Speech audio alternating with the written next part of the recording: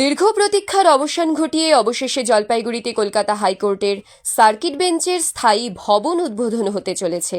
শনিবার একে কেন্দ্র করে গোটা তিস্তাপাড়ের শহর এখন উৎসবের আমেজে ভাসছে।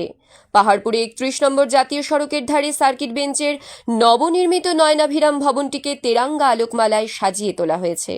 কয়েক দশক ধরে চলা আন্দোলনের ফসল হিসেবে এই স্থায়ী পরিকাঠামো পাওয়ায় শহরবাসীর মধ্যে ব্যাপক উৎসাহ লক্ষ্য করা যাচ্ছে।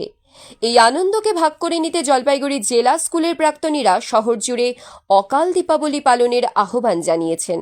গোটা শহরকে আলোয় সাজানোর পাশাপাশি জলপাইগুড়ি জেলা আদালত চত্বরকেও সাজিয়ে তোলা হয়েছে। সাধারণ মানুষ যাতে উদ্বোধনী অনুষ্ঠানটি সরাসরি দেখতে পারেন তার জন্য পুরসভার পক্ষ থেকে শহরের বিভিন্ন মোড়ে বিশালাকার এলইডি স্ক্রিন বসানো হয়েছে। এই মেগা উদ্বোধনকে কেন্দ্র করে রাজনৈতিক কৃতিত্বের লড়াই বেশ তুঙ্গে। গোশালা মোড় সহ শহরের বিভিন্ন গুরুত্বপূর্ণ এলাকায় মুখ্যমন্ত্রী মমতা বন্দ্যোপাধ্যায়ের ছবি দেওয়া বড় বড় ফ্লেক্স ও হোর্ডিং লাগানো হয়েছে। তৃণমূল কংগ্রেসের দাবি, রাজ্যের বরাদ্দ 501 কোটি টাকাতেই এই স্বপ্নের প্রকল্প বাস্তবায়িত হয়েছে।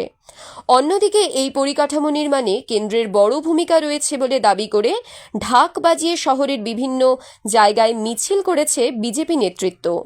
এই রাজনৈতিক তরজার মধ্যেই নিরাপত্তার স্বার্থে কড়া ব্যবস্থা গ্রহণ করেছে পুলিশ প্রশাসন। সার্কিট বেঞ্চ সংলগ্ন এলাকা থেকে শুরু করে গোটা শহরকে নিরাপত্তার নিশ্ছিদ্র চাদরে মুড়ে ফেলা হয়েছে। ঝিলিক চন্দের রিপোর্ট, পাহাড়িয়া টাইমস।